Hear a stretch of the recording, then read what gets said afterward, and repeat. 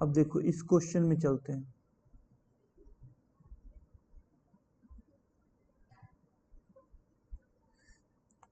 The probability that a missile hits a target successfully is 0.75।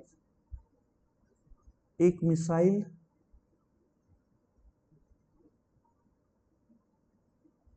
को फेंका और यहाँ पे हमने टारगेट बना दिया, इसको हिट करेगा, इसका पॉसिबिलिटी है 0.7.5। In order to destroy the target completely at least 3 successful hit requires. मतलब 3 सक्सेसफुल कम से कम हिट चाहिए।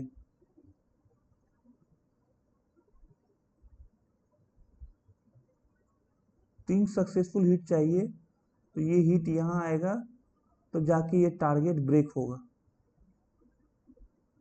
अच्छा, तो क्वेश्चन को तो समझ के आ रहा है। Then minimum number of missile that have to be fired so that probability of completely destroying target is not less than, मतलब टारगेट हिट करना है तो इसका पॉसिबिलिटी 0.95 से ज़्यादा होना चाहिए। तो देखो 1 माइनस नोट टारगेट कंप्लीट करोगे तो ये आना चाहिए 1.95 से ज़्यादा।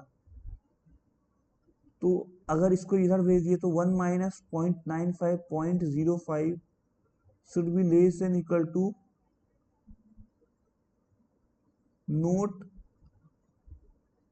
Target complete. ये अच्छा क्वेश्चन है। तो देखो टारगेट कंप्लीट नहीं होना है तो हम ये करेंगे कि प्रत्येक हिट सक्सेसफुल ना हो, प्रत्येक हिट सक्सेसफुल ना हो वो हो जाएगा मैं बोल रहा हूं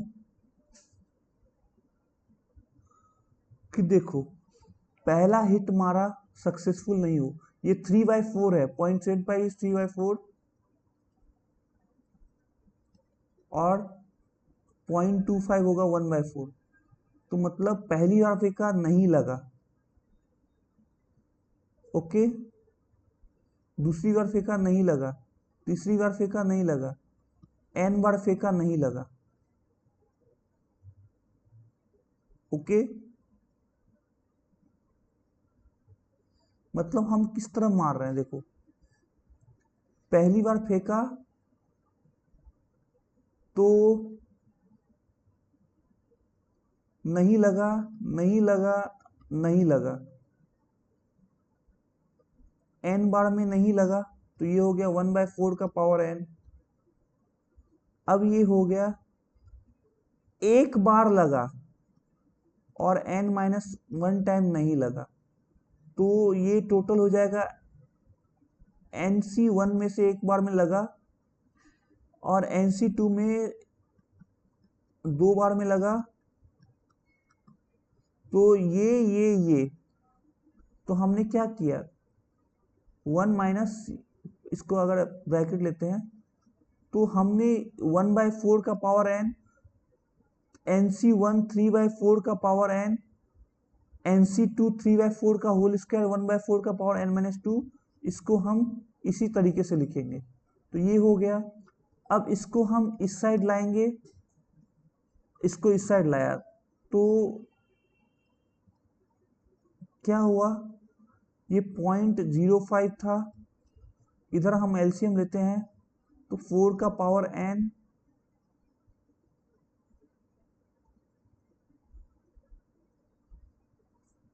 इंटू 2 6n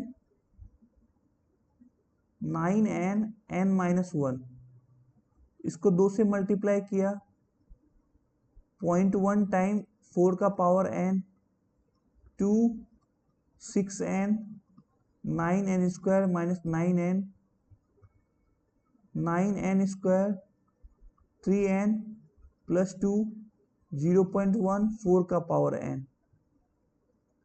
अब 4 का पावर n है तो n को 1 रखो, 2 रखो, 3 रखो, तो n इक्वल टू 6 पर ये इससे बड़ा आएगा। पहला नंबर n जिसपे ये इससे बड़ा आएगा तो n सही हो गया। तो उसी चीज को हमने यहां करके दिखाया है। ओके।